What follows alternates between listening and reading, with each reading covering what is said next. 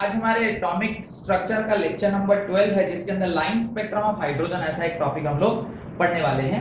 Line spectrum क्या होता है और कैसे उसके फॉर्मूले सब वगैरह डेरिवेशन आपके तो सिलेबस में नहीं है कि इसको डिराइव कैसे किया गया, लेकिन सिर्फ आपको ये जानना है कि स्पेक्ट्रम क्या है और किस प्रकार से आप सारे वो स्पेक्ट्रम के लाइन को समझते हैं। Right, on passing electric discharge through gaseous hydrogen, on passing electric discharge through gaseous hydrogen, आप गैसियस हाइड्रोजन के थ्रू वो इलेक्ट्रिक डिस्चार्ज, जो कि ऑलरेडी आपने कहां देख रखा है, कैथोड रे एक्सपेरिमेंट, एनोड रे एक्सपेरिमेंट में आपने ऑलरेडी देख रखा है। the H2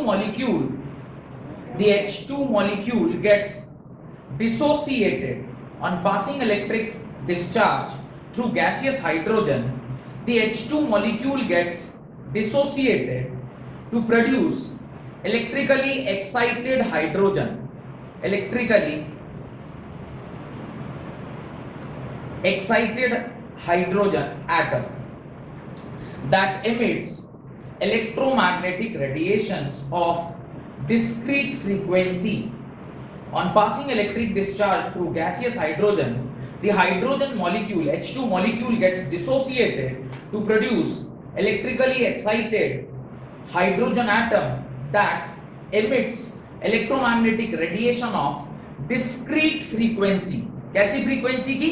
Discrete frequency. There are two types of frequency. One is continuous frequency, one is discrete frequency. Discrete frequency मतलब अभी एक फिर दो फिर तीन, सब 1.1 1.2 1.3 कंटिन्यूअस नहीं है, वो discrete frequency है. Full stop. The hydrogen spectrum consists of several series of lines. The hydrogen spectrum consists of several series of line. Several series of lines. उसको अंडरलाइन कर लीजिएगा. Series of lines को आप underline कर लीजिएगा. Series of lines कैसे वहां पर एग्जिस्ट करती है, मैं अभी आपको दिखाता हूं कि कैसे वहां पे सीरीज ऑफ लाइन जनरेट होता है. आगे लिखें, series of line full stop. The hydrogen spectrum consist of several series. The hydrogen spectrum consist of several series of lines named after the discoverers name. जिसने डिस्कवर किया है उसी के नाम से आप क्या कर रहे हैं, उसका नाम लिख रहे हैं उस सीरीज का. The hydrogen spectrum consist of several series of lines named after their discoverers full stop. The Swedish स्पेक्ट्रोस्कोपिस्ट Johannes Rydberg, the Swedish spectroscopist Johannes Johannes Redberg Rydberg. The Swedish spectroscopist Johannes Redberg has given an expression to calculate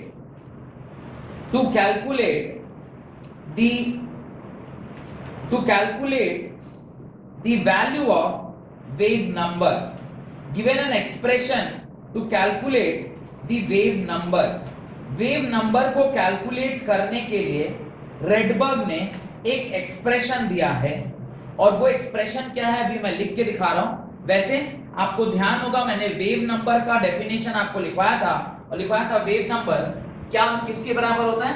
wave number is equal to 1 upon lambda के बराबर. देखिए जहां पे आपने characteristics of wave लिखा है वहां पे आपने डिफाइन किया होगा wave number is equal to 1 upon lambda, जहां पे आपने v bar is equal to क्या लिखा होगा, 1 अपॉन लैम्डा. इस तरह का एक एक्सप्रेशन लिखा होगा आपने. ये एक्सप्रेशन जो वेव नंबर का आप निकालते हैं ये कहां से आता है, ये रेडबर्ग ने अपने एक्सपेरिमेंट से या अपने अलग-अलग ऑब्जर्वेशन से कई सारे सीरीज को अलग-अलग साइंटिस्टों ने अपने उस फॉर्मूले में डाल के निकाला, और निकालने के बाद आपको कुछ वैल्यूज दी. तो वो जो फॉर्मूला है उसको मैं लिखता हूं wave number is equal to इस एक्सप्रेशन को लिखिए 109677 1 अपॉन n1 का whole square minus 1 upon n2 का whole square. Wave number is equal to 109677 1 upon n1 का whole square minus 1 upon l2 का होल स्क्वायर सेंटीमीटर इनवर्स. ये जो expression है ये किस में लिखा हुआ है? सेंटीमीटर इनवर्स में लिखा हुआ है. This is the expression for wave number where what is n1 और n2. n1 और n2 क्या है? Right, n1 is the shell from which electron gets excited. n1 is the shell from which electron gets excited. n1 is equal to 1, 2, 3, dot dot dot dot dot dot चलता चला जाएगा. तो n1 क्या हो सकता है? n1 हो सकता है 1, 2, 3, 4 dot dot dot dot dot. और n2 is the shell in which the excited electron, the cell in which the excited electron, the shell in which the excited electron gets, the excited electron gets into. जिस cell में excited electron जा रहा है उसको हम लोग क्या बोलते हैं? n2 बोलते हैं. और n2 क्या हो सकता है? n1 plus 1, n1 plus 2, n1 plus 3, n1 plus 4 dot dot dot dot. यानी जिसमें वो था उसके एक ज्यादा, दो ज्यादा, तीन ज्यादा, कुछ भी इस प्रकार का हो सकता है. और इसी एक्सप्रेशन को आप एक चीज और लिख सकते हैं, that is 1 upon lambda is equal to, this is only known as Rydberg constant, क्योंकि रेडबर्ग ने ही एक्सप्रेशन दिया था. और किसके लिए दिया था? हाइड्रोजन के लिए दिया था. इसलिए आप इसे इस तरह से भी लिख सकते हैं n1 whole square minus n2 whole square. ये एक्सप्रेशन है 1 अपॉन लैम्डा का. This is the expression for 1 upon lambda. RH Rydberg constant, और वो h इसलिए लिखा गया क्योंकि ये एक्सप्रेशन किसके लिए दिया गया था? This expression was given for the hydrogen, क्योंकि हाइड्रोजन के मॉलिक्यूल को ही आपने डिस्चार्ज ट्यूब में डाल के उस पर जब इलेक्ट्रिसिटी को पास किया तो वो क्या हुआ? आयनाइज हुआ, अपने हायर एनर्जी स्टेट में गया. इसीलिए आप RH लिख रहे हैं इसको. और यही सबसे बड़ा ड्रॉबैक है किसका पता है? यही सबसे बड़ा ड्रॉबैक है इस पूरे बोर एटॉमिक मॉडल का, जो कि कहता है कि सिर्फ हाइड्रोजन या हाइड्रोजन लाइक एलिमेंट पर ही ये पूरा का पूरा थ्योरी ट्रू होता है, बाकी किसी और एलिमेंट पे थ्योरी ट्रू नहीं होता है. ये इसका सबसे बड़ा ड्रॉबैक है. किसका? बोर एटॉमिक मॉडल का. चलिए यहां तक लिख लेने के बाद आप लिखें the value of 109677, the value of 109677 is Rydberg constant for hydrogen, is Rydberg constant for hydrogen, is Rydberg constant for hydrogen, and is represented by RH, and is represented by RH. इसी को हम लोग RH से क्या करते हैं? Represent करते हैं. Full stop. The first six series of line, the first six series of line that correspond to N1, the first six series of line that correspond to N1 is equal to 1, 2, 3, 4, 5, 6, 1, 2, 3, 4, 5, 6 are known as Lemon series. LYMAN, Lemon series. Next, Balmer series. BALMER, Balmer series. Next, Paschen, PASCHEN, Paschen series.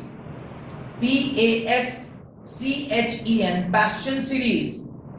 Comma, bracket, BRACKET, bracket series. Bracket series, comma, Pfund, PFUND, Pfund series, and Humphry, HUMPHREY, Humphry series. तो ये कुछ series हैं जिनके बारे में आपको समझ में आना चाहिए, और उसको हम लोग अभी डायग्रामेटिकली देखते हैं कि क्या कहानी अभी मैं बोल गया। ये एक्सप्रेशन आपको ध्यान रखना है। इसके अलावा अभी जो मैंने बोला वो लेमन सीरीज, बाल्मर सीरीज, बूस्ट को थोड़ा सा हम लोग देख लेते हैं ताकि आपको एक आइडिया लगे कि क्या हो क्या रहा था। अभी तो आपको ये समझ में आ रहा होगा सर क्या क्या हो गया, कुछ समझ में नहीं आ रहा, आप क्या बोल रहे थे, इंग्लिश बोल रहे थे, फारसी बोल रहे थे, आप क्या बोल रहे थे, कुछ समझ में नहीं आ रहा। Is it? यही है ना? चलिए देखते हैं होता क्या है। ये आपके जो सीरीज है ना सारे के सारे, वो एक एक करके मैं आपको समझाता हूं कि किस प्रकार से ये सीरीज जो है वो हमारे को देखने को मिलता है। यहाँ पे देखिए हेडिंग आ गई, the spectral line of atomic hydrogen, the spectral line of atomic hydrogen, the spectral line of atomic hydrogen. आपको जैसे जैसे मैं बना रहा हूं कोशिश करना है कि ऐसा ऐसा ही आप बनाएं, मतलब अपने मन से उसको ज्यादा गैप कम गैप ऐसा मत कीजिएगा, क्योंकि जो भी मैं करूंगा उसका एक फिक्स्ड रीजन होगा वैसा करने का। ऐसे रैंडमली कुछ भी मैं नहीं कर रहा हूं, तो उसका एक रीजन होगा, जैसा मैं बना रहा हूं वैसा ही बनाइएगा। ये आप N1 मानिए, दिस इज योर N1, ये आपका N1 लाइन है। अब यहां से इसके ठीक ऊपर एक N2 लाइन बनाइए, this is your N2 line. फिर इससे थोड़ा ज्यादा गैप, मतलब जितना गैप यहां था इससे ज्यादा गैप यहां डाल के आप क्या बनाएंगे, N3 बनाएंगे। इससे थोड़ा और ज्यादा गैप डालकर आप क्या बनाएंगे, N4 बनाएंगे। इससे थोड़ा और ज्यादा गैप बनाकर आप क्या बनाएंगे, N5 बनाएंगे। इससे जितना गैप बनाया है आपने उससे थोड़ा और ज्यादा गैप बनाइए, इसको आप क्या लिखेंगे, N6। इससे थोड़ा और ज्यादा गैप बना के आप क्या लिखेंगे, N7, और जरूरत पड़ने पर फिर N8, शायद उसकी जरूरत पड़ती है, हाँ पड़ती है, N8 भी मुझे बनाना है।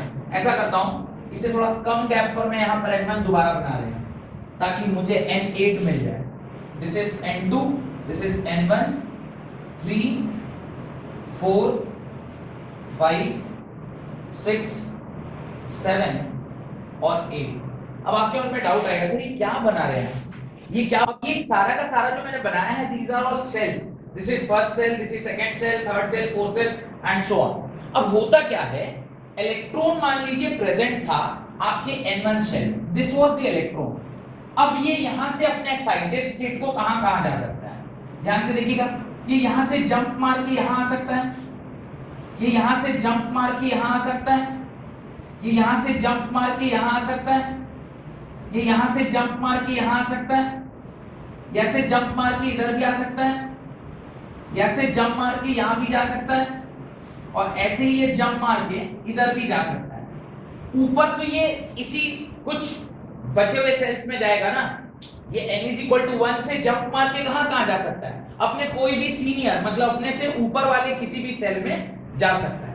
अब जब ये यहां से नीचे आ रहा होगा तो एक वेवलेंथ या एक फ्रीक्वेंसी कुछ रिलीज करेगा जो ये यहां से रिटर्न आने में रिलीज करेगा। अच्छा, ये यहां से ऊपर गया है तो ऐसा भी हो सकता है कि ये डायरेक्टली यहां से क्या आ जाए, वापस नीचे आ जाए।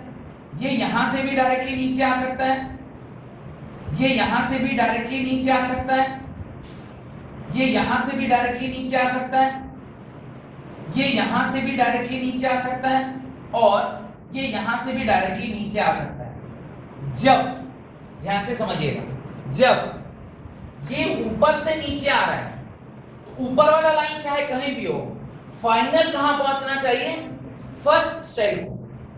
तो उसे हम लोग क्या बोलते हैं, लेमन सीरीज। इसको क्या बोलते हैं, Lyman series. This is called as Lyman series,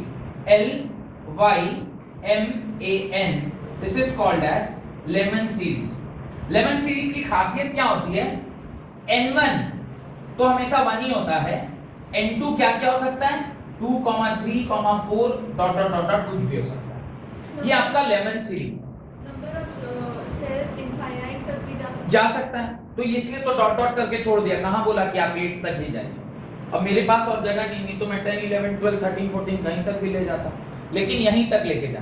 अच्छा, किसी के मन में ये भी डाउट हो सकता है सर कि 8 के ऊपर और नहीं होगा क्या? नहीं होगा, 8 के ऊपर भी होगा। पर मुझे बताइए कि आज के दिन में हमारे पास कितने एलिमेंट प्रेजेंट हैं? 118। आपको थोड़ा बहुत तो ज्ञान होगा, 1 फर्स्ट सेल में 2 इलेक्ट्रॉन, फिर अगले सेल में 8 इलेक्ट्रॉन, फिर उसके बाद वाले में 18, फिर उसके बाद वाले में 36। फार्मूला है 2n²। क्या फार्मूला है? 2n²। तो अब मुझे बताइए, अगर मैं इसे 8 रखता हूं, 8 का स्क्वायर कितना होगा? 64। 2 into 64 इज हाउ मच? 128। यानी 8 सेल के ऊपर जाने का तो आवश्यकता ही नहीं। तो इसलिए हम इसके आगे की कहानी को नहीं देख रहे, क्योंकि मैक्सिमम जो एलिमेंट है वो 119, और ये तो 8 सेल में 128 चला गया, तो इसके आगे का कोई फायदा नहीं हम लोग को पढ़ाई करके। इसलिए मैंने इसके आगे का सेल नहीं बनाया। इसका ये मतलब नहीं कि आगे के और सेल नहीं हो सकते, होंगे, इनफाइनाइट है, कहीं कुछ भी हो सकता है, पर हम लोग इससे ज्यादा पढ़ के कोई फायदा नहीं। अब ये क्या मतलब है उसको समझिए। इलेक्ट्रॉन जंप करके सपोज करिए कहां गया, यहां से जंप करके 2 को गया, तो 2 से वापस नीचे आएगा। सपोज इलेक्ट्रॉन यहां से जंप करके 3 को गया, तो 3 से डायरेक्टली नीचे है। कहीं भी ऊपर जंप करके जाओ, वहां से डायरेक्टली सीधे फर्स्ट सेल को वापस आ जाए। जहां गया वहां से डायरेक्टली फर्स्ट सेल को आया, तो जो सीरीज पैदा होती है उसको क्या बोलते हैं? लेमन सीरीज बोलते हैं। अभी इससे ज्यादा बुद्धि नहीं लगाना है, और इसके अंदर क्या क्या चीजें हैं सब समझ में आएगा। अभी बस इतना याद रखना है कि लेमन सीरीज मतलब जो आपने फॉर्मूला लिखा था ना अभी वेव नंबर का, क्या लिखा था वेव नंबर का formula? Wave number is equal to RH is equal to 1/n1² minus 1/n2²। यहां पे मुझे याद रखना है कि फॉर लेमन सीरीज, जब आप लेमन सीरीज के लिए ये लिख रहे हैं, तो यहां पर n1 क्या होगा? n1 will be always 1 only. n2 क्या होगा? n2 can be any number other than 1, 2 3 4 5 dot dot dot dot, ये कुछ भी हो सकता है। This is for Lyman series. Got it? ये आइडिया लग गया आपको? अब सेकंड, ये इलेक्ट्रॉन जो यहां से कूद के गया था ऊपर, अब ये आते वक्त ये भी तो कर सकता है कि कहीं भी गया हो, वहां से कूद के ऑलवेज कहां पहुंचे? सेकंड सेल को पहुंचे। ये ऑलवेज कहां पे पहुंचे? सेकंड सेल को पहुंचे। जब ये जंप मार के ऊपर गया और ऊपर आके ये फाइनली कहां ड्रॉप कर रहा है? अपने आप को सेकंड सेल पर ड्रॉप कर रहा है। तो इस तरह के सीरीज को हम क्या बोलते हैं? This series is known as Balmer series. इसको क्या बोलते हैं? Balmer series. बाल्मर नामक साइंटिस्ट ने ये सीरीज निकाला था, इसलिए इसको क्या बोलते हैं? बाल्मर सीरीज बोलते हैं। अब मुझे एक चीज बताइए, यहाँ पे n1 की वैल्यू क्या होगी? 2, और n2 की वैल्यू क्या होगी? 3 हो सकती है, 4 हो सकती है, 5 हो सकती है, dot dot dot dot infinite तक कुछ भी हो सकती है। अब मेरे मन में एक डाउट आ रहा है, आप लोग मुझे क्लैरिफाई करिए कि ये डाउट का क्या आंसर होगा। सर यहां से एक इलेक्ट्रॉन जंप करके 8 को गया, तो जरूरी है क्या वो डायरेक्टली यहां से यहीं आए? नहीं, ऐसा जरूरी नहीं है। अब देखिए ये 2 स्टेप में भी हो सकता है। ये यहां से जंप करके 2 को आया, और 2 से फिर 1 को भी आ सकता है ना, देयर इज अ पॉसिबिलिटी कि 2 से 1 को भी आ सकता है। तो जरूरी नहीं कि एक ही बार में पूरा छलांग लगाए। जितनी एनर्जी का उसने रेडिएट किया वो, और फिर सेकंड रेडिएशन में वो वहां से वहां आया, ऐसे 2 बार में भी कर सकता है। जैसे जैसे ये टेबल कंप्लीट होता जाएगा आप देखेंगे कि every combination is possible. There are n number of combinations जो यहाँ पे पॉसिबल हो सकता है। अब देखिए मैं तीसरे लाइन के बारे में बोल रहा हूँ। तीसरे लाइन में हो सकता है कि यहां से आने वाला ऐसे आ गया हो, यहां से आने वाला ऐसे आ गया हो, फिर यहां से आने वाला ऐसे, फिर यहां से आने वाला ऐसे, और यहां से जो आया वो इस प्रकार से यहां आ गया। ये जो सीरीज आई है इसको हम लोग पैस्चन सीरीज बोलते हैं। This is called as Paschen series, PASCHEN, Paschen series. और पैस्चन सीरीज के लिए जब आप n1 लिखोगे तो फिक्स्ड है, क्या होगा? 3 होगा, और n2 can be any number 5 4 5 6 7 dot dot dot dot, कुछ भी हो सकता है। अब मुझे बताइए कि अगर कोई इलेक्ट्रॉन 8 पर गया हुआ है, रिटर्न आते वक्त उसके पास कितने सारे पाथ हो सकते हैं? एक पाथ हुआ वो यहां से 3 आ जाए, और फिर 3 से डायरेक्टली 2 आए, 3 से डायरेक्टली यहां आ जाए, ये भी संभव है। कुछ एक ऐसा भी हो सकता है कि यहां से वो 3 आया, 3 के बाद फिर यहां से वो 2 आया, और फिर यहां से 1 आ जाए, कुछ भी हो सकता है। Any number of lines is possible in this particular case. ऐसे कितने भी कॉम्बिनेशन बनाए जा सकते हैं। नेक्स्ट, अब नेक्स्ट देखिए क्या हो सकता है। यहां से इलेक्ट्रॉन कहां आया? इधर। यहां से इलेक्ट्रॉन कहां आया? इधर। यहां से इलेक्ट्रॉन कहां आया? इस तरफ। और यहां 8 से इलेक्ट्रॉन कहां आया? इधर। जब फोर्थ सेल में इलेक्ट्रॉन्स आके गिर रहे होते हैं, तब हम इसे क्या बोलते हैं, Brackett series. This is called age Brackett series. इसे क्या बोलते हैं, BRACKET, ब्रैकेट सीरीज। और ब्रैकेट सीरीज के लिए आप N1 क्या लिखोगे, N1 ऑलवेज 4 होगा, और N2 आप क्या लिखोगे, N2 होगा 5, 6, 7 डॉट डॉट डॉट डॉट। कोई दिक्कत? नेक्स्ट, जब इसके बाद की हम बात कर रहे हैं तो ये बता रहा हूं मैंने, जो ये पहले से लिखा हुआ है ना, ये जस्ट एक एग्जांपल दे रहा था आपको। अब नेक्स्ट आप देखिए, कोई भी जंप करके ऐसा आ सकता है कि वो कहां को आए, 5 नंबर को आए। अभी वो 5th नंबर को अगर आ रहा है, कहीं से भी जंप करके अगर वो 5th नंबर को आ रहा है, तो जो वो सीरीज बनाता है उसको क्या बोलते हैं, Pfund. This is called as Pfund series. और पी फंड सीरीज के लिए जो आपका N1 होता है वो ऑलवेज क्या होगा, 5, और N2 क्या हो सकता है, उससे एक ज्यादा 6, 7, 8 dot dot dot dot infinity तक कुछ भी हो सकता है।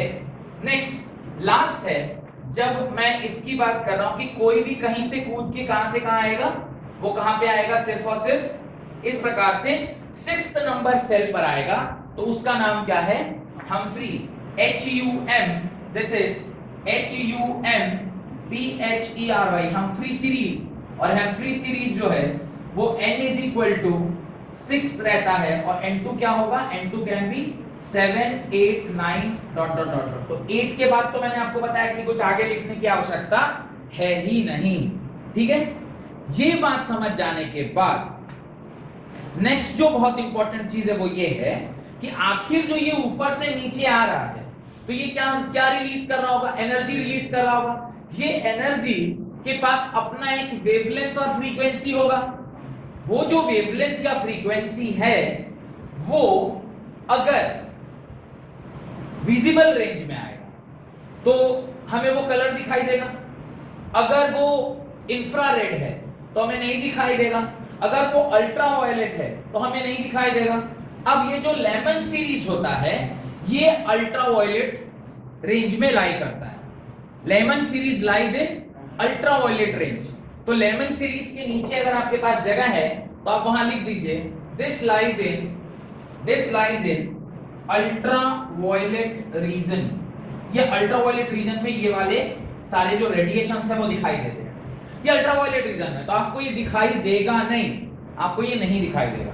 नेक्स्ट, बाल्मर सीरीज के अंदर जो भी आता है that comes under visible region.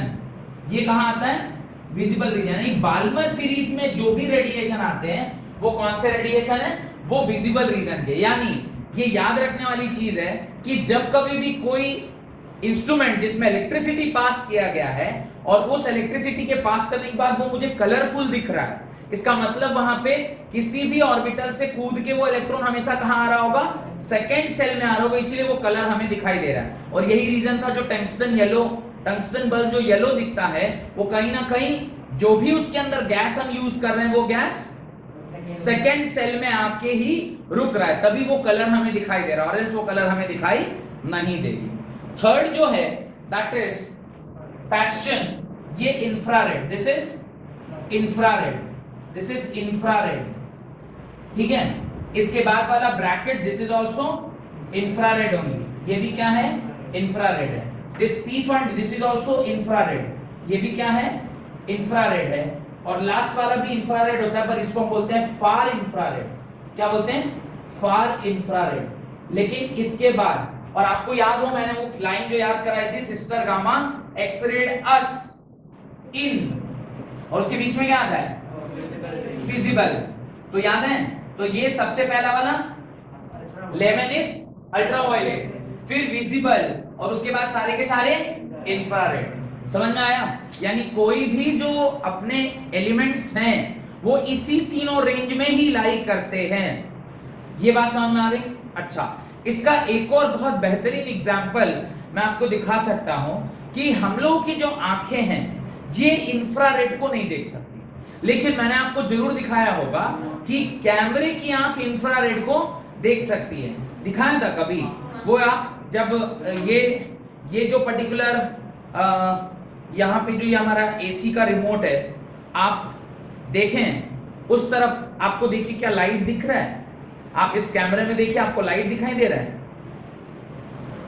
नहीं दिख रहा है यहाँ पे लाइट, दिखना चाहिए। देखिए इसके अंदर लाइट दिख रहा है, लाइट दिख रहा है। ये लाइट क्यों दिख रहा है? और ऐसे आप आंख से देखिएगा तो ये आपको कोई लाइट नहीं दिखाई देगा, because this is infrared. Infrared को हम अपने नॉर्मल जो नेकेड आई है उससे नहीं देख सकते, लेकिन कैमरे की नजर से आप इंफ्रारेड को क्या कर सकते हैं, देख सकते हैं। तो अगर इन सारे रेज को आपको देखना है तो आपको फिर क्या चाहिए, वो लेंस, एडिशनल लेंस चाहिए। पर अगर ये जो बाल्मर सीरीज है इसको अगर आप देखेंगे तो आपको डायरेक्टली ऐसे भी दिखाई दे देगा। तो एक छोटा सा टेबल बनाइए, वहां पे एक छोटा सा टेबल बनाइए और उस टेबल में लिखिए, हाँ भैया आप जो टंगस्टन वाला बोले उसमें तो हम लोग एनर्जी उसको देते हैं ना, हाँ तो उसमें से भी ये तो जब रेडिएट करेगा उस टाइम ना रिलीज होगा। हाँ, तो आखिर हमने उसको इलेक्ट्रिसिटी दिया, ये सब भी तो इलेक्ट्रिसिटी देने के बाद ही हुआ ना। आपने एक डिस्चार्ज ट्यूब के अंदर इलेक्ट्रिसिटी डाला, उसके अंदर एक गैस थी जिसका नाम था हाइड्रोजन। हाइड्रोजन गैस के मॉलिक्यूल्स एक्साइट हुए, वो एनर्जेटिक होके ऊपर के सेल में गए। जब वहां से नीचे आ रहे थे तो उन्होंने रेडिएशन छोड़ा, वही रेडिएशन हमें दिखाई दे रहा है। तो टंगस्टन बल्ब में भी क्या होता है, हम उसको इलेक्ट्रिसिटी देते हैं। वो टंगस्टन एक वायर है, उस वायर के चारों तरफ गैस है, वो गैस में कहीं एक्साइट हो रहा है, एक्साइट होके जब वो वापस आ रहा होगा तो जो रेडिएशन छोड़ रहा होगा वो येलो कलर का होगा, इसलिए वो हमें येलो कलर का दिखाई दे रहा है। Got it? अभी लिखे वो टेबल में 1 2 3 4 कॉलम आप बनाएंगे। ये इसके ठीक नीचे एक 4 कॉलम आप बनाइए। एक में लिखिएगा सीरीज, एक में लिखिएगा सीरीज फर्स्ट में। अब सीरीज लिखिएगा तो यही 5-6 नाम लिखेंगे ना उसके अंदर, तो उस सीरीज में वो आएगा।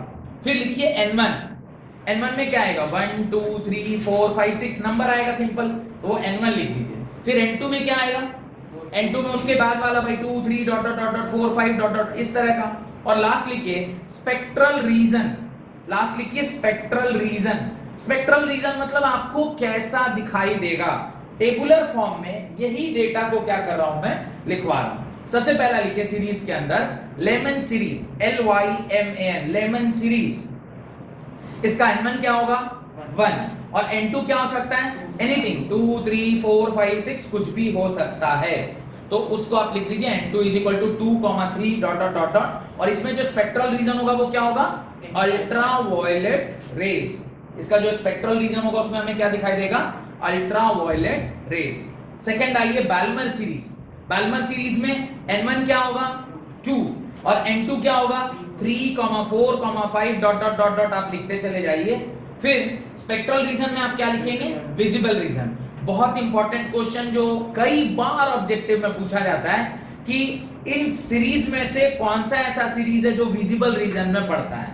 आंसर इसका क्या होगा, बाल्मर सीरीज। ये इतना इंपॉर्टेंट क्वेश्चन है ना, आप नीट के एग्जाम में देखिएगा, आप IIT के एग्जाम में देखिएगा, आपका ऑब्जेक्टिव हो रहा है अभी वो जो टर्म 1, उसमें आप देखिएगा, किसी भी सिलेबस में आप इसको बड़ी आसानी से क्या कर सकते हैं, देख सकते हैं। Next visible region. नेक्स्ट लिखिए Paschen series, PASCHEN, Paschen series. इसका N1 क्या लिखिएगा, 3, और N2 क्या लिखिएगा, 4, 5 डॉट डॉट डॉट डॉट। और उसका जो स्पेक्ट्रल रीजन होगा वो क्या होगा, इंफ्रारेड होगा। इस प्रकार से आप पूरे टेबल को भर सकते हैं। ब्रैकेट, अच्छा ब्रैकेट का स्पेलिंग शायद मैंने गलत लिख दिया, वहां डबल टी होता है, मेक इट डबल टी। यहाँ पे ना डबल टी कर लीजिएगा, ब्रैकेट में एक और टी एक्स्ट्रा ऐड कर लीजिएगा। ब्रैकेट साइंटिस्ट का नाम है, नाम में तो कुछ भी हो सकता है। तो N1 जो है वो 4 है और N2 जो है वो 5 6 7 कुछ भी हो सकता है। एंड उसका भी जो रीजन है दैट इज इंफ्रारेड। उसके बाद पीफन के अंदर 5, पहला जो N1 है वो 5 है, और N2 क्या हो सकता है, 6 7 dot dot dot dot dot dot, और उसके अंदर भी जो रेंज है वो इंफ्रारेड है। लास्ट इज हेम्फ्री जो कि 6th है, और उसमें 7 और 8 ये आगे जाता जाएगा, और ये फार इंफ्रारेड ऐसा होता है। This is called as far infrared. और हम्फ्री जो है वो ज्यादा दिन नहीं हुआ है, 2012-13 के आसपास में हम्फ्री सीरीज डिस्कवर किया गया। तो ये बहुत रिसेंट डिस्कवरी है, 2012-13 मतलब लाइक 10-12 साल पुरानी बात है। तो एकदम रिसेंट डेवलपमेंट है हम्फ्री। हो सकता है हमारे बीच का कोई ऐसा हो जो n = 7 में अगला नाम हो और वहां लिख दिया जाए स्नेहा सीरीज, ऐसे लिख दे आकांक्षा सीरीज, लिख दिया जाए वहां पे सौम्या सीरीज, शशांक सीरीज, सारे के सारे S से ही हैं, सब S वाले सीरीज हैं। Sneha, Saumya, Shashank, no everybody is S only. और इधर आकांक्षा ए। मतलब N8 से N7 का अभी तक नहीं हुआ है, तो रिसर्च का एरिया एलिमेंट ही नहीं मिल रहे होंगे जिसको आप ऐसे कैसे स्टेट में डाल के आप उसको चेक कर रहे हो मिल जाए। तो जब डिस्कवर होगा एलिमेंट तो फिर शायद हो सकता है उसको हम लोग आगे डालें।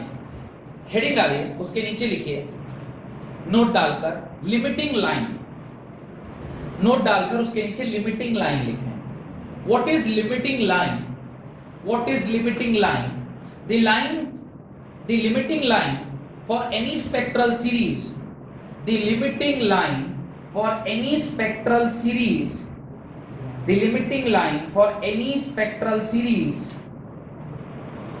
in the hydrogen spectrum is the line when the limiting line for any spectral series in the hydrogen spectrum is the line when N2 in the Rydberg's formula, N2 in the Rydberg's formula becomes infinity.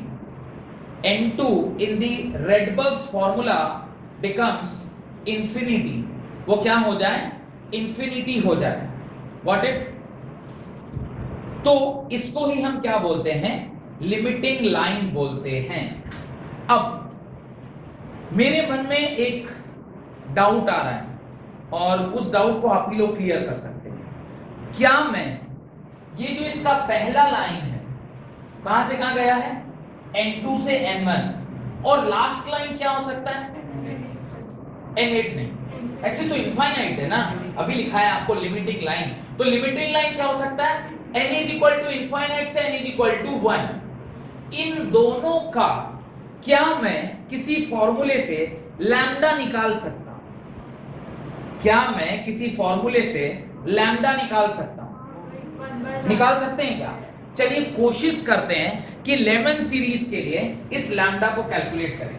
इस diagram में कोई दिक्कत है तो बताइए, इसमें कोई परेशानी नहीं? चलिए मैं इसे मिटा रहा हूं, ये पूरा डायग्राम बहुत इंपॉर्टेंट है, ध्यान रखिएगा। लेमन सीरीज में जो लाइनें हैं वो कहां पर आकर रुक रही हैं? N1 पर आकर रुक रही हैं। बाल्मर सीरीज में जो लाइनें हैं वो कहां आकर रुक रही हैं? वो N2 पर आकर रुक रही हैं। उसी तरह पैशन सीरीज में जो लाइनें हैं वो कहां आकर रुक रही हैं? N3 में। इसी प्रकार से फिर आगे पैशन के बाद जो सारे लाइनें हैं वो अपने अपने एक एक प्लस करते जाइए, वहां पे आकर रुक। वो टेबल मेरे ख्याल से आपको काफी ज्यादा हेल्पफुल होगा ये डिसाइड करने में कि ये कहां आके रुक रहा है। Now I want to know कि ये जो विजिबल रीजन उसने बोल दिया, how will I digest it? हम ये डाइजेस्ट कैसे कर लेंगे? आपने बोला मैं मान लूं, ऐसा थोड़ा होता है। आप बोल दिया मैं मान लूंगा कि हाँ भाई वो उसी में विजिबल वो अल्ट्रावायलेट रेज में लाई करेगा। नहीं, मैं ऐसे नहीं मानूंगा। मैं कैसे मानूंगा? मैं ऐसा करता हूं, फॉर लेमन सीरीज आप क्या करिए, लेमन सीरीज के लिए आप कैलकुलेशन करिए। क्या कैलकुलेट करिएगा? मैं कहता 1 upon lambda is equal to RH 1 upon N1 का whole square minus 1 upon N2 का होल स्क्वायर। ये फॉर्मूला हमें पता है, इससे आप किसी भी सीरीज का क्या निकाल सकते हैं? आप बड़ी आसानी से लैम्डा निकाल सकते हैं। इससे आप बड़ी आसानी से किसी भी सीरीज का लैम्डा निकाल सकते हैं। अब जरा ध्यान देकर देखिएगा, क्या मैं 1 अपॉन लैम्डा, अब मैं इसे लैम्डा 1 बोल रहा हूं, लैम्डा 1 मतलब N2 से N1 ड्रॉप कर रहा होगा, is equal to RH 1 upon 1 का स्क्वायर माइनस 1 अपॉन 2 का square. Can I write this? 1 upon 1 का स्क्वायर माइनस 1 अपॉन 2 का square. 1 upon lambda 1 is equal to 109,677 into 1 minus 1/4 लिख सकता हूं क्या इसे? या इसे मैं ऐसा लिख सकता हूं RH 3/4। क्या मैं ऐसा लिख सकता हूं? 1 upon lambda 1 is equal to 3 into 109,677/4। यहां से क्या मैं lambda 1 is equal to 4 divided by 3 into 109,677 ऐसा लिख सकता हूं क्या? बताइए। अगर मैं ऐसा लिख सकता हूं तो कैलकुलेटर की मदद से किस कॉपी? ये कैलकुलेटर की मदद से मैं इसे कैलकुलेट करता हूं। 4 divided by 3 is equal to this whole divided by 109677। जब मैं इसे सॉल्व कर रहा हूं तो जो वैल्यू आई है दैट इज ध्यान से देखिएगा, लैम्डा 1 इज इक्वल टू आया है 1.21 into 10 raised power minus 5। 1.21 into 10 raised power minus 5 ये किसमें आया होगा? ये आया होगा सेंटीमीटर। लेकिन मैं क्या चाहता हूं? मैं चाहता हूं ये सेंटीमीटर में ना कन्वर्ट हो कि किसमें कन्वर्ट हो? मीटर में। सेंटीमीटर को जो आप मीटर में कन्वर्ट करिएगा फर्दर 2 जीरो और क्या हो जाएगा? बढ़ जाएगा। तो आप 2 जीरो और बढ़ा दीजिए। 2 जीरो और बढ़ाइएगा तो lambda 1 will be equal to 1.21 into 10 raised power minus 7 और ये क्या हो जाएगा? मीटर। अभी जरा एक और लाइन में लिखता हूं, लैम्डा 1 इज इक्वल टू, क्या मैं इसे 121 into 10 raised power minus 9 metre लिख सकता हूं, या इसे मैं 121 नैनोमीटर लिख सकता हूं। 121 नैनोमीटर लिख सकता हूं। इसमें कोई डाउट है तो पूछिए। इस वाले एक्सप्रेशन में कोई डाउट है तो पूछिए। मेरे ख्याल से इस एक्सप्रेशन में आपको कोई डाउट नहीं होना चाहिए। कोई दिक्कत तो जल्दी बताइए। नहीं, इसके अंदर आपको कोई दिक्कत नहीं। अब अगर मुझे इसके अंदर कोई दिक्कत नहीं है तो मैं जिस प्रकार से मैंने इसका पहला जो लैम्डा 1 था यानी फर्स्ट छोटा वाला लाइन n2 से लेकर n1 के बीच में जो वो रेडिएट करेगा, radiation means energy, energy means wave, और wave will be possessed by two things. Wave के बाद दो चीजें होती है, एक क्या होता है? लैम्डा, और दूसरा होता है फ्रीक्वेंसी। तो हमने लैम्डा निकाल लिया तो फ्रीक्वेंसी भी निकल के आ जाएगी। खैर, मुझे लैम्डा से ही काम चल जाएगा, जरूरी नहीं कि आप इसका फ्रीक्वेंसी निकालें। अब मुझे बताइए, ये अगर आपने पूरा समझ लिया है तो क्या फॉर लिमिटिंग लाइन में लिमिटिंग लाइन के लिए भी यही कैलकुलेशन कर सकता हूं? फॉर लिमिटिंग लाइन किसे कहते हैं? अभी मैंने आपको लिखवाया। लिमिटिंग लाइन किसे कहते हैं? जब जो आपका n2 है वो क्या हो जाए? इनफाइनाइट हो जाए। n2 इनफाइनाइट होगा तो मैं इसी एक्सप्रेशन में इसको क्या कर दूं? इनफाइनाइट कर दूं। 1 upon infinite is 0। किसी भी चीज को आप इनफाइनाइट से करेंगे तो क्या हो जाएगा? 1 upon infinity is 0, और 1 upon infinity 0 करेंगे तो इसे आप क्या लिखोगे? Simply you will write this as RH। ये RH हो गया, और अगर ये RH हो गया तो ये इसी के बराबर है। अगले स्टेप पे आप क्या लिखोगे? ये लिखोगे ना, लैम्डा। पर इसे मैं आप क्या लिख रहा हूं? Lambda infinite. This is called as lambda infinite. इसे मैं लैम्डा इनफाइनाइट लिख रहा हूं। ये लैम्डा इनफाइनाइट क्या हो जाएगा? 1 upon दिस। इसको जब आप डिवाइड करेंगे, इसको डिवाइड करके हम लोग चेक करते हैं कि इसकी क्या वैल्यू आती है। इसकी क्या वैल्यू आती है इसको भी हम लोग चेक करते हैं। कैलकुलेटर निकाल रहा हूं मैं। 1 upon 1 डिवाइडेड बाय, आप लिखोगे 109677। जब आप इसे सॉल्व कर रहे हैं ये आ रहा है 9.11 into 10 raised power minus 6 10 raised power minus 6 centimetre. अभी ये लैम्डा इनफाइनाइट है। लैम्डा इन्फिनिटी को जब मैं 10 रेज़ पावर माइनस 6 है मीटर में बदलूंगा तो 9.11 into 10 raise power minus 8 metre आएगा। और लैम्डा इनफाइनाइट को अगर मैं 911 के टर्म्स में लिखूं तो हो जाएगा 10 रेज़ पावर माइनस 10। मैं नहीं चाहता कि इसे आप उसके टर्म्स में लिखें, क्या बोलते हैं उसको, 10 के टर्म्स में ले जाए। मैं 9 एक ही लिख रहा हूं तो ये यहां पे आ जाएगा, और ये क्या हो जाएगा? नैनोमीटर। यानी इसको जो आप सॉल्व कर रहे हैं तो कितना आ रहा है? 91.1 नैनोमीटर। 91.1 नैनोमीटर। इसमें कोई डाउट है तो पूछिए। Do you have any doubt in this calculation? ये कितना आ रहा है? 91.1 नैनोमीटर। अब मैं आपको ये दिखा दूं कि ये जो रेंज आया है, ये किसके बीच में लाई कर रहा है? ये अगर अल्ट्रावायलेट में राइट करेगा तो जो हमने टेबल लिखा है वो 100% आप उसको क्या मानेंगे? सही मानेंगे। मैं क्लास 12 की किताब जिसमें एक चैप्टर है जिसका नाम है इलेक्ट्रोमैग्नेटिक वेव, उस चैप्टर में ये चेक कर रहा हूं कि किसकी लैम्डा की वैल्यू क्या होती है। तो जब मैं वहां पर अल्ट्रावायलेट रेंज का गैप, मतलब जो विजिबल रीजन का जो वो है, उसको जब मैं चेक कर रहा हूं तो वो आ रहा है 10 रेज़ पावर माइनस 6 से लेकर 10 रेज़ पावर माइनस 9 के बीच में। 10 रेज़ पावर माइनस 6 से लेकर 10 रेज़ पावर माइनस 9 के बीच में। और विजिबल रेंज क्या आता है? विजिबल रेंज में लिख देता हूं कितना होता है। विजिबल रेंज क्या होता है ये लिख लीजिएगा, तो इसके बाहर पड़ेगा तो वही हो जाएगा। विजिबल रेंज होता है 400 नैनोमीटर से लेकर 700 नैनोमीटर तक। क्या ये जो आपने आंसर निकाला है वो इसके बाहर लाई कर रहा है? ठीक है, अगर ये इसके बाहर लाई कर रहा है, ये कहां से कहां लाई कर रहा है? 120 नैनोमीटर टू 91.1 नैनोमीटर। इसका मतलब ये रेंज इसके बाहर है और वो भी इससे पहले है, तो इसलिए इसको क्या बोल रहे हैं? This is called as ultraviolet region. अब आपका क्या काम है? आपका काम है, जैसे मैंने लेमन सीरीज का फर्स्ट लाइन और लिमिटिंग लाइन का कैलकुलेशन करके प्रूफ किया, आपको वो हर सीरीज का फर्स्ट लाइन और लिमिटिंग लाइन के बीच का नैनोमीटर निकाल के और मुझे बताना है कि वो क्या रेंज है।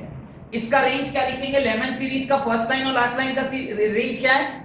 120 नैनोमीटर टू 91.1 नैनोमीटर। सिमिलरली जब आप इसके बाद वाला निकालेंगे तो आप देखेंगे कि वो इस दोनों के बीच में लाई कर रहा है। सिमिलरली इसके बाद वाला जब आप देखेंगे तो और बड़ा होगा, फिर और बड़ा होगा, और ऐसे होता चला जाएगा कहां तक? हेम्फ्री तक। आपका काम है कि हर सीरीज के, फॉर ऑल दी सीरीज, अभी मैंने लेमन का पूरा कैलकुलेशन करके दिखाया, आपका काम है सेम काम बेल्मर के लिए, सेम काम बेस्टियन के लिए, सेम काम ब्रैकेट के लिए, सेम पीफेंट के लिए और सेम हेम्फ्री के लिए आपको घर से करके आना है। ये पूरा कैलकुलेशन आपको करना है और अगली क्लास में मैं आपसे पूछूंगा जब आप क्लास में आएंगे कि बेल्मर सीरीज के लिमिटिंग लाइन और इसके बीच का क्या रेंज है, तो आपको एकदम बिल्कुल बताना है कि इसके बीच का क्या रेंज आएगा। सिमिलरली बेस्टियन का, सिमिलरली पीफेंट का, सिमिलरली ब्रैकेट का और सिमिलरली आपको हम्फ्री का निकाल के आना है। तो अगली क्लास में Bohr model of hydrogen atom हम लोग स्टार्ट करते हैं, लेकिन वो कैलकुलेशन आपको अपनी कॉपी में करना है। ये पूरा कैलकुलेशन इसलिए लास्ट पॉइंट तक मैंने कैलकुलेट करके इसलिए दिखा दिया ताकि आपको जो भी दूसरा, अच्छा मान लीजिए लेमन सीरीज की जगह बाल्मर सीरीज है, तो अगर पहला वाला एक्सप्रेशन में यहाँ पे क्या लिखेंगे? ये 2 हो जाएगा और ये 3, सबसे छोटी लाइन तो वही रहती है, और लिमिटिंग लाइन के लिए ये क्या होगा? ये 2 और ये इंफिनिटी।